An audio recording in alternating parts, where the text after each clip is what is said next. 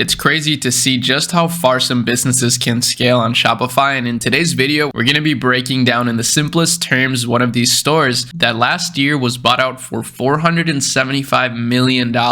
And this will serve as a cool case study for how far you can go, but also how these brands operate at this level. That's what I'm really excited to get into. So let's not waste any time and let's get right into it. So the store is called HyperX. You may have heard of it before. If you haven't, then here it is. And what it is, it's basically a computer technology type store, right? Like a gaming store. However, they don't just appeal to gamers. It's a bit broader. They also do streaming gear and stuff like that. Now, that's something interesting right there. Streaming gear. So streaming as a whole is actually a booming trend. So as you see, it kind of went up back in 2010, like a decade ago. Then it went down a lot. And this is where it really picked up again. And now it's at an all-time high. Streaming is definitely an interesting way of producing content for people and definitely growing. And these brands here are kind of the brands providing the shovels, right? When people say in a gold rush, sell shovels, this brand is literally selling shovels for streamers.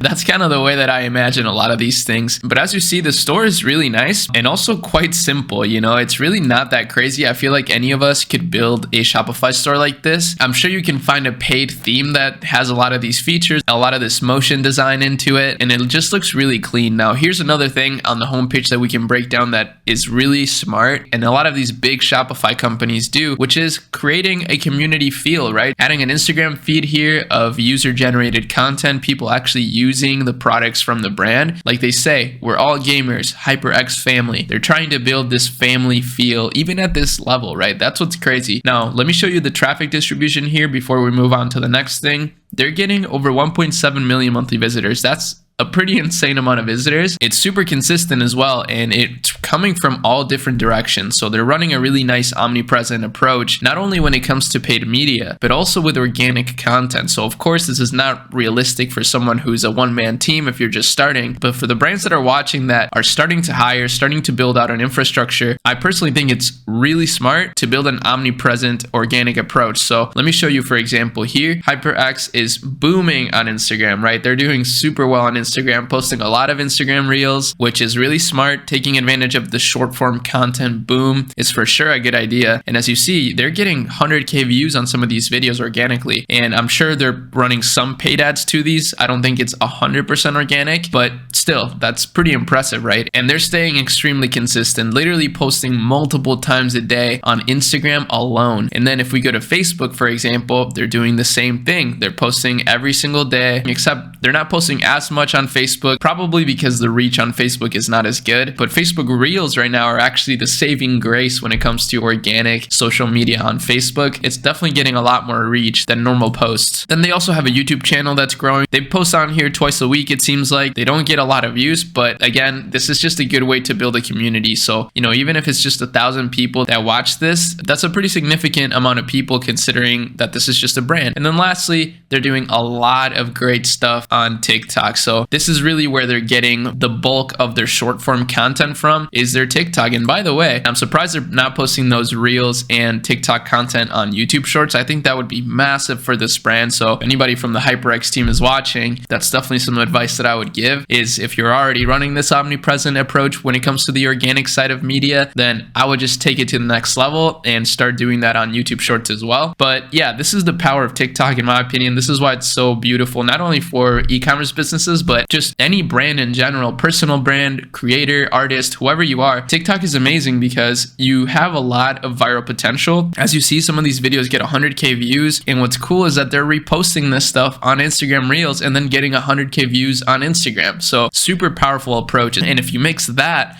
with paid media like they're doing, you get really powerful growth. And let me explain why. Basically, what's happening is that when you post, let's say on Instagram, right, you're building up custom audiences that you can then retarget with ads. So you can run Instagram ads retargeting people that have viewed your videos in the past 30 days, for example. So if you're posting a lot of videos for free, right, and you're getting a ton of views, you can then retarget those people and show them a specific ad that you want at any point in time. And that audience is already accustomed to seeing your videos, so they're more likely to convert if they see a really strong offer. That's really cool. Now, this brand is really taking that to the next level. So this is some next level media buying right here. They got over 300 different creatives that they're testing, and they're doing things all across the board, right? They're doing some commercial type things. They're doing a lot of brand awareness stuff. So at this level, right, they got bought out for 500 million nearly. So it seems like they're just dumping a ton of money into ads without really caring too much about the results necessarily. I think eventually you get to that point. I haven't experienced that with my agency yet, but I would imagine that's sort of how it works at that level. You're not really necessarily going for conversions only. You're doing a lot of lead generation, a lot of brand awareness stuff. And yeah, so that's how this brand operates. I thought it was pretty interesting. I really wanted to break it down closely and simply like I do on all my videos. I think it's fun to do that. And I think it also gives you guys an idea of what things are helpful to do and move the needle for your brand. It definitely helps me, at least, you know, working through some of these things and thinking how we can apply this stuff to the clients that we work with at Akemi and the brands that we're building. So I hope you felt the same way. If you did, make sure you subscribe to the channel for more, like this video, and use the resources in the description of my videos. It's a great way to help the channel out for free. So that's about it. Hope you enjoyed this, and I'll see you in the next one. Peace.